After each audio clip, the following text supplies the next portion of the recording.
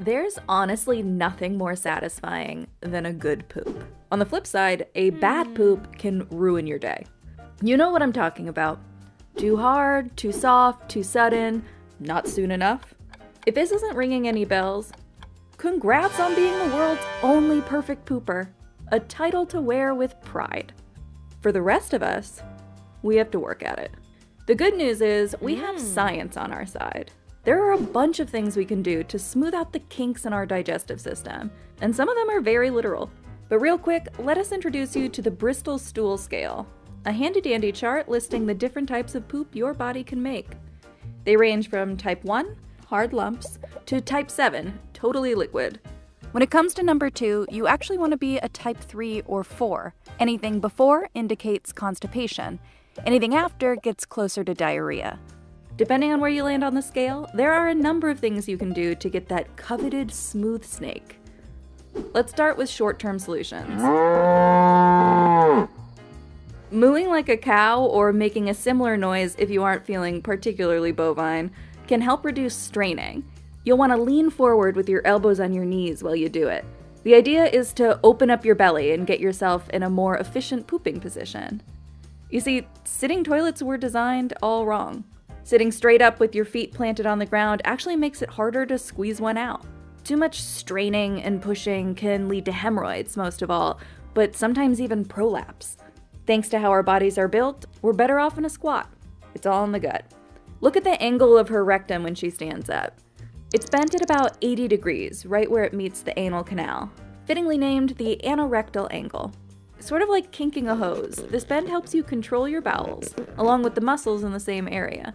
When you sit, that angle unfolds to about 100 degrees, and squatting opens it even further. Opening up that pathway makes it easier for stuff to slide on through. But even though our porcelain thrones aren't suited for squatting, there are ways to adapt. You can throw your feet up on a stool, or even just a couple rolls of toilet paper. Or the dedicated can buy a product specifically made for this purpose, like the Squatty Potty, or Nature's Platform. One study followed over 50 healthy poopers through 1,000 collective bowel movements using the Squatty Potty. The experiment started with a 2-week control period of unassisted pooping. Then participants spent another 2 weeks using the Squatty Potty. 90% of the participants strained less, and over 70% spent less time on the toilet. Speaking of, we are very sorry, but put down your phone. Even you, person who's watching this on the can right now. Taking your phone or a book to the bathroom just encourages you to stay in there longer, which again leads back to straining and putting excess pressure on your rectum and anus. Getting up off the toilet can help you in more ways than one. Generally, the more you move, the more you poop. Exercising can jostle around your innards, helping shake up food, gas, and waste to move through your system. That means less time for your lower intestine to absorb water from your stool, and wet, soft poops are easier to pass. So going for a quick jog could be helpful if you're constipated. Not so much if you have diarrhea. What you eat can also help. Yep, we're talking fiber. Fiber is helpful no matter which end of the stool scale you're on, but not all fiber is created equal. There are actually 2 main types, soluble and insoluble. Soluble fiber dissolves in water, turning gooey and spongy. It comes from things like fruit flesh, root vegetables, and cooked grains. This stuff takes its time sliding through your digestive tract, which helps regulate movements. You want to start introducing this type of fiber to your diet if you're hovering around a type 6 or 7. Insoluble fiber, on the other hand, mostly keeps its shape when wet. This fiber from fruit skins, leafy greens, and the outer layer of most whole grains adds to the bulk of the stool. It puts pressure on your colon walls and stimulates movement, so this is what you're looking for to fix a type 1 or 2. But you don't want to load up on either fiber all at once.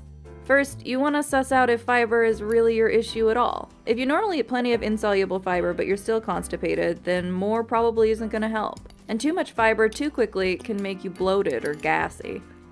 When in doubt, go see your doctor.